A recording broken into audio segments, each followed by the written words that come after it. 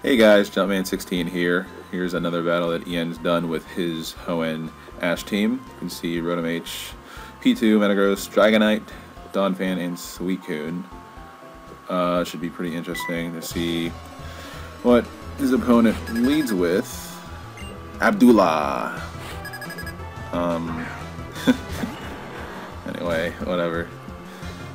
Rotom. So the first Pokemon out there.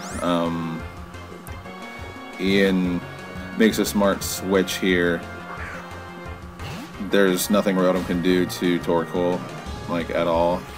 And I guess we'll be able to see now if it's a, that seems like a CH. Okay, maybe Torkoal's just that weak. It seems like that would be Specs, obviously, so you don't have to really worry about Volturn. Here.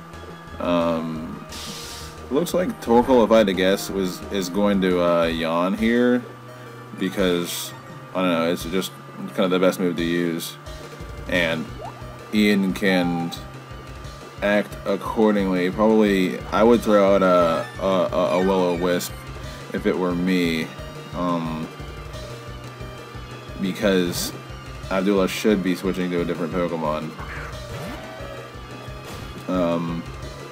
And obviously ET predicts that and will now be able to switch out to something like Suicune, Sceptile, or his own Donphan to get Stealth Rock up to kind of clip Dragonite's wings a little bit, or to also affect Rotom H coming in, also being a fire type. But he does decide to go to Sceptile here. Wants to stay on the offensive, and that obviously is going to matter because it's going to be more difficult for Abdullah to get Stealth Rock off of the field with his Spinner Sleep. So Sceptile uses the obvious sub, and Rotom comes in. Again, I'm pretty sure it's a Choice Specs variant, and Sceptile is more than happy to just kind of stay in. Well, I know a little bit about Trick myself and how it doesn't work against substitutes, and those are just two of the best moves in the game. And I'm surprised that Abdullah doesn't know that it doesn't work through substitute. In the battle tower, obviously, substitute is one of the easiest ways to deal with Trick, but I don't know. I don't know why Abdullah didn't know that, because now he's kind of in a little bit of trouble because Dragonite's multi-scale has been broken, and for all he knows, Sceptile has HP Ice. He doesn't, and actually Dragonite is a leftovers variant, and this is going to be a little bit interesting because Sceptile can chip away at Dragonite here to have Donphan threatened it enough with Ice Shard, and being able to break multi-scale is a big deal. Obviously there, Ian thought that Dragonite would be faster after one DD, but it will take two for it to be faster. And we'll see if Ian goes ahead and subs again. Probably can pretty easily. He knows that he still hasn't done enough damage to Dragonite to really threaten it with Donphan's Ice Shard.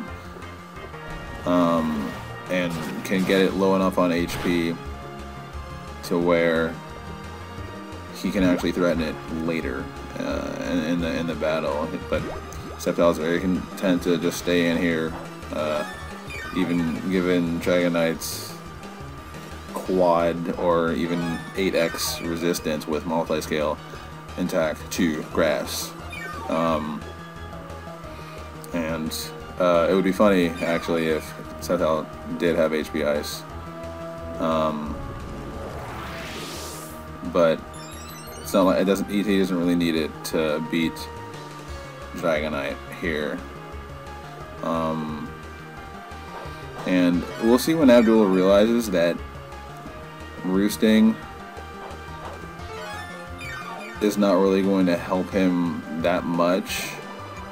He does have to be able to do it at the right time, and this particular specific battle here between Sceptile and Dragonite might go on for quite a bit.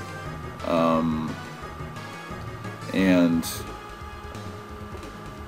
one of the, probably the only reason that ET doesn't care right now about Dragonite DDing up pretty much max is because he has Donphan, and that's something that, I mean, I keep harping on Team Preview, and both parties really taking into account their opponent's Pokemon and knowing what they can and cannot utilize as far as battle strategy is concerned.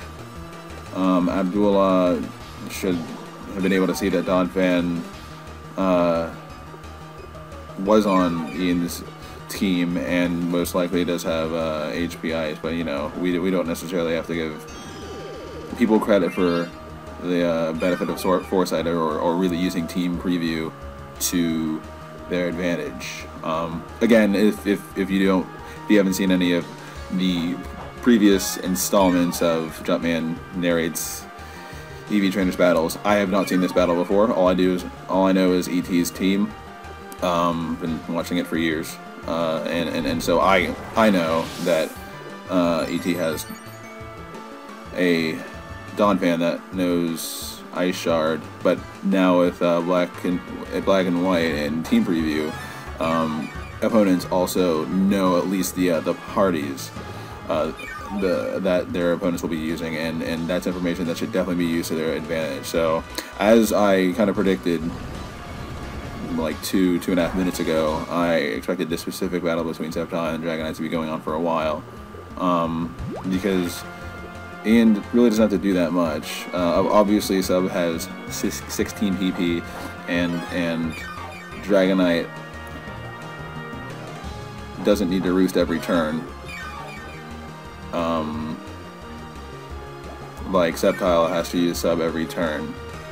So Ian will want to get Donphan in on a roost, or use the like 20% HP Torkoal as fodder.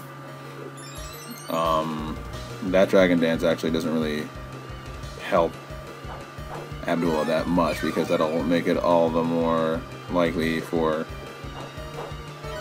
Donphan's Ice Shard to KO, because it does have to attack Torkoal now or risk being burned, and of course it does have to do that, and it has 12.5 HP less than it would have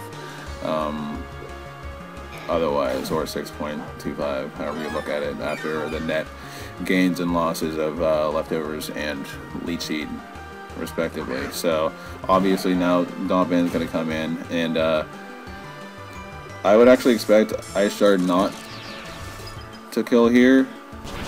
It really depends on how much defense Dragonite has, but it's going to do enough damage. And wow, even with a CH. The point here that I want you guys to take away is that Abdullah's Donphan was yawned by Torkoal. That Dragon Claw didn't kill, of course.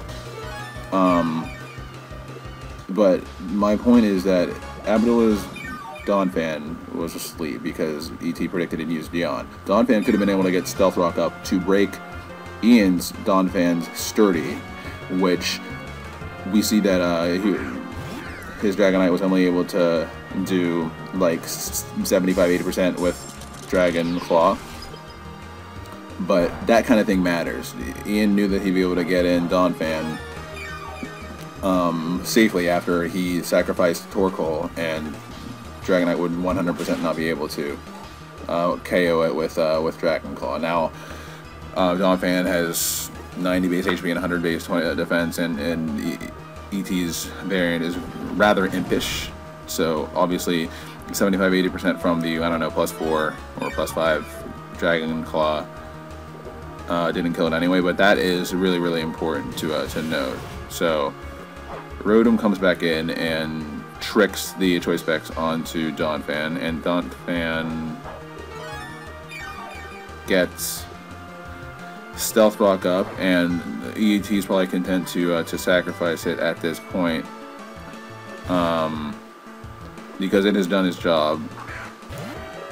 And now ET is going to want to make sure that Donphan doesn't wake up, because he doesn't want Stealth Rock spun away, and he doesn't want to give Abdullah a free turn. It can be avoided, which obviously it can be. So Sceptile goes on the offensive again.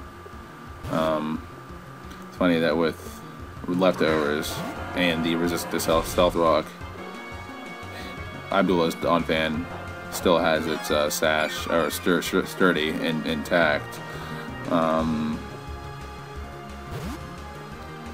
And ET is pretty content to get rid of Donphan there.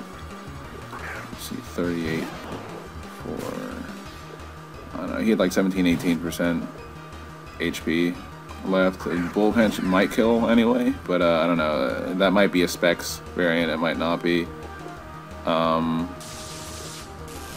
I mean, Choice Band, sorry, that Metagross used, but Abdullah did switch out. It's not that Pikachu can one-hit KO Metagross with Full Tackle, so you might want to think that that's Choice Band. It's just something to remember. And 90 base speed is greater than 86. That's important there. ET knew he was faster, and that's really important to know. So one thing I haven't been doing, and I know I'd forget, is to take note of what is fainted on each side. I know ET's Donphan is dead. Static is awesome. I know Rotom's dead. Metagross is obviously alive. Donphan's alive. And I think that is it. I don't know if Torkoal died, I can't remember. We'll see. It's fodder anyway. So with paralysis here, and we're gonna see actually, yeah, that looks pretty choice banded to me. ET obviously has the upper hand now, with Rotom and Metagross dead and Donphan asleep.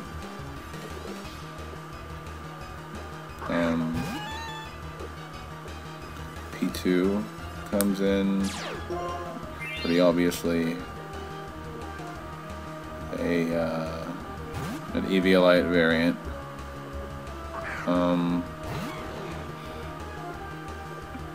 And we'll see what Glalie is able to do. Get some spikes up and kind of keep pressure on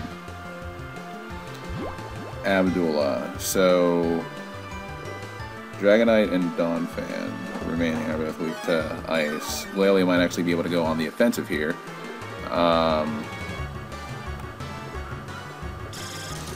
We'll see what it's able to do to a definitely bulky P2. This might be another individual long battle. Or not, that did a little more than would have liked. ET can explode eventually, or force Abdullah into a recover loop with P2. It's funny. Basically, discharge does right around 50%. So, whatever. Now, ET can spike or explode. I'd opt for the latter. And get both of them off. Well, actually, this is not going to kill P2. I would bet it stays at like 4% HP or something. Or even more. 24%. But that's enough for Sceptile to pose a threat to P2 here. You can probably see the Leech Seed strategy coming here. It won't be very easy for P2 to take out Sceptile, but now ET obviously has to be worried about how many substitutes he has left, because he can't just stall indefinitely against P2, because Sub and Ice Beam have the same number of PP, but he only has like 8-7 subs left, so he will at some point have to utilize Overgrow, the Overgrow Giga Drain that he has at his disposal to get P2 low enough on HP to where Swellow can come in and kill it. But right now, obviously, I think it's still anyone's game. ET doesn't want to let Dragonite come back in and start setting up. But right now, getting enough damage on P2 is important. Now here, he's still going to be in Overgrow range, I believe. Yeah, under 92 hit points or whatever it is, 93. And I would expect a Giga Drain. And never mind, that always happens. P2 might recover. Okay, I guess he is content on putting enough pressure on Sceptile, is Abdullah, and then letting his remaining Pokemon kind of come out.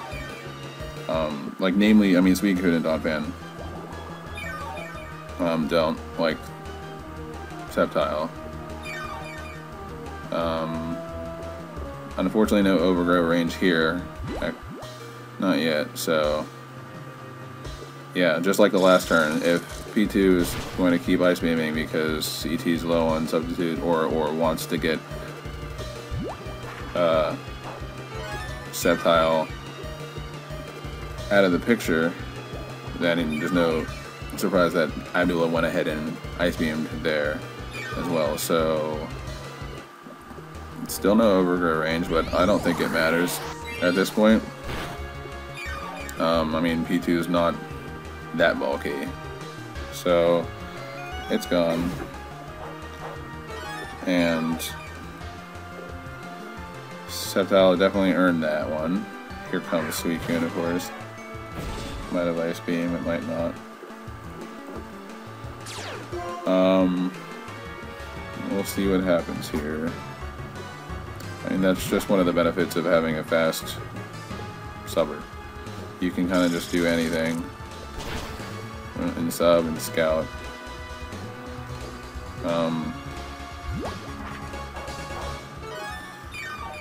We'll see. Ian, you can Giga Drain, I guess. Or you can just sub again, but he's really low on that. Yeah, since he's in Overgrow range, because he's under 92 hit points or whatever it is, it'll do more, and it might CH. No, I don't know. It obviously does enough here to Suicune to take him out of Ice Beam's kill range. Ice Beam's not going to kill here unless it CHs. And this just goes to show how good Sceptile is in this generation with the Giga Drain buff. It's really formidable. I mean, this fast sub-seeder is just really good. And Giga Drain having more PP than in other generations is also good. So Suicune's gone now. So now it's only Dragonite and Donphan left for Abdullah. Now, Sturdy is broken for Ian to be able to actually kill with Giga Drain, and I mean that's an important part. Very important to be able to get Stealth Rock up there to break Sturdy, or else Donphan might have to turn that to wake up. Not that it would have done too much in the end, but that is it. Yeah, I forgot how low on HP Dragonite was, but that's the end of the battle.